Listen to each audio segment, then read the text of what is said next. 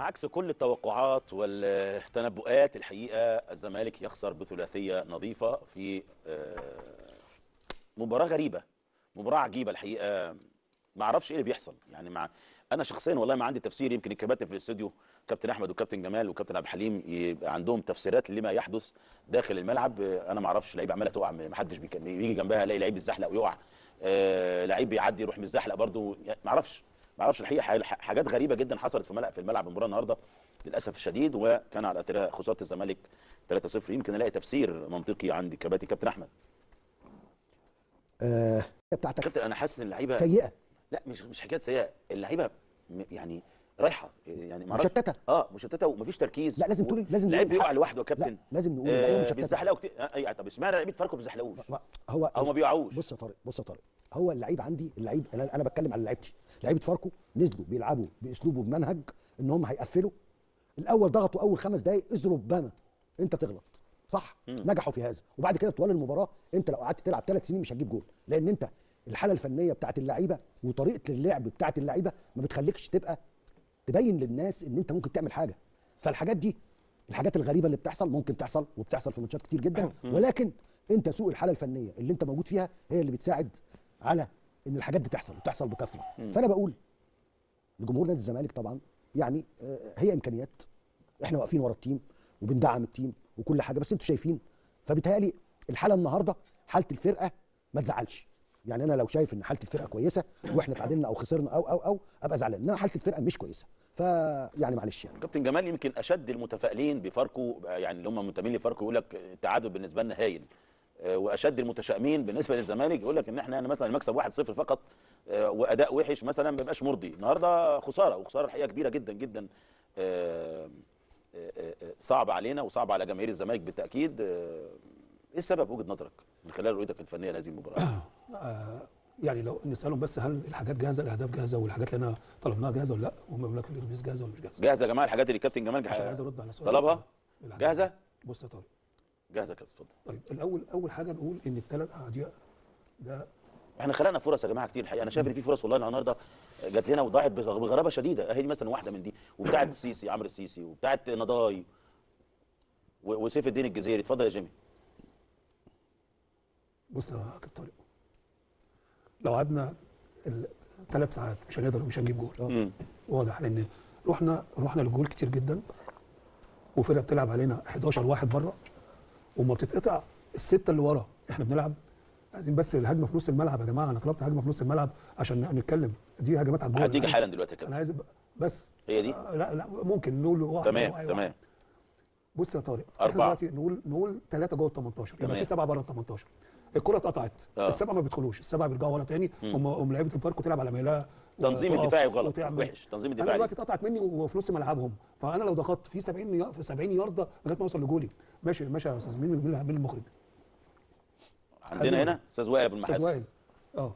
اتفضل. بص دي تردد يا كابتن بهجمه مرتده علينا. لا دي الجول اللي موفق فيها، الجول بتاعهم. حارس مش عايز يخش. ده انا بقول لك دي تردد، بقول لك هجمه علينا. لا الكوره مش عايزه تخش. الكوره مش عايزه تخش. دي اقوى هجمه عملناها ان فيها. ده كورنر. بص الكورنر بيبقى كام واحد جوه ال 18 ولا دي كوره عمر؟ دي كورنر وهتترد من بس نقف يا استاذ. دي كوره اسامه نبيل، يوسف اسامه اللي ضيعها. نروح للجول بالكثافه العدديه ديت في الكور الثابته بس، والكور المتحركه ما فيش يا طارق. فاحنا لو قعدنا 3-4 ساعات مش هنعرف نجيب جول. سيف الجزيري لوحده في جوه اللي مع الدفاع، لما تيجي تقطع مننا ما بنضغطش. بس يا كابتن جمال احنا خلقنا والله فرصتين 3 يعني. ما هو بالكورنر يعني اصل فاركو كمان هي دي الهجمه الوحيده اللي ممكن نعملها. اتفضل. اصل فاركو يا كابتن جمال الجونين اللي جم، لا الجونين اللي جم هقول لك دلوقتي، ما انا هكمل لك. اتفضل. ال3 اللي جم الوحيد اللي راحوا على الجول. انا بتكلم على الجولين الاولين، اصل الثالث ده يعني جه في الثواني الاخيره يعني. برضه خلص كل حاجه. اتفضل. ثابته. بص كام واحد جوه؟ 2 4 6 7 عشان كده خلقنا فرصه لنفسينا. احنا دلوقتي دي فرقه بتلعب 11 في نص ملعبها. 11 ال11 بينزلوا ورا الكوره، واحنا شفنا ما شاء الله طارق العشر عمال يصرخ ارجعوا. يبقى انا ما اضغطهمش بال11 بتوعي ليه بقى بضغط باثنين ولا 3 بس، والباقي السته واقفين ورا مستنيين اللعيبه الثانيه عمال ما تتقطع ويجوا عليهم ويا ريت بيخشوا. فاحنا بص احنا ما كناش كويسين في الماتش دوت، مش كويسين خالص. الكوره مش عايزه تخش نهائي كوره في 6 ياردات مش عايزه تخش. يعني بتاعت اسامه نبيه ديت لو عملها 100 مره هتيجي جول. بص دي كمان واحده زيزو عملها عشان ياخدها على صدره او تروح لاخر واحد. بس اقف. انت بتتكلم على الكره الثانيه. بس عد بقى الزياده العدديه كام واحد موجود بالنسبه للفاركو؟ 1 2 3 والرابع اهو 4 5 6 وفي واحد خامس. استنى بس عد 1 2 3 4 5 6 7 8 9 9 يا طارق، 9 في هجمه عاديه. اما يكون معانا كوره ورا بنباصي بنحضر بيبقى ال 11 ورا الكوره، وهم ما بيعملوش حاجه خالص، لان هم مقفلين على سيف الجزيري لوحده وعلى زيزو ناحيه الرايت وعلى اسامه وشلبي ناحيه الليفت. تيجي بقى بفرصه حلوه تبص تلاقي مش عايزه تدخل نهائي. لو عاد بقول لك خلاص قفلت معانا خالص. وبعدين هو دوت كل فرقه تلعب قصادنا 11 كده مش عارف نكسبها. اسوان لعب كده خسرنا، داخليه لعب كده تعادلنا مش عارف ولا المحله لعب كده خسرنا. يعني كل الفرقه تلعب دفاع كلها مش عارف نكسبها.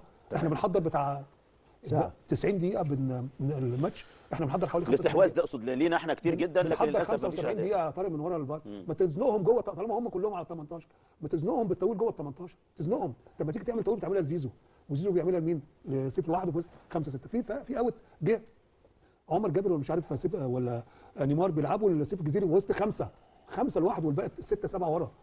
انت عايز تكسب ولا عايز تدافع؟ انا لما اكون العب بالطريقه ديت وانا كسبان احضر واستحواذ والكره ما تضيعش من رجلي، انما انا عايز اكسب فلازم يبقى في شراسه في الهجوم. فعلى العموم يعني هو ماتش مش بتاعنا. بدلك لنادي الزمالك. كابتن عبد الحليم، يمكن الجونين الاولانيين مش هسيبك من الجون الثالث، الجونين الاولانيين احنا يعني شايف ان فاركو ما عملش اي يعني اقول ايه اي اداء يخليه يكسب هذه النتيجه العاليه. نمره واحد. نمره اثنين، الهدفين الاول والثاني.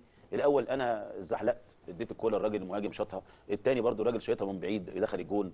حاجات غريبه حصلت في مباراه النهارده. تفسيرك ايه يا كابتن عبد الحليم؟ يعني وخاصه انت برضه زي ما قلت احنا خلقنا فرص، والله مش ما خلقناش، لكن للاسف الشديد كل الفرص راحت وكل الكور الغير متوقعه دخلت فيك.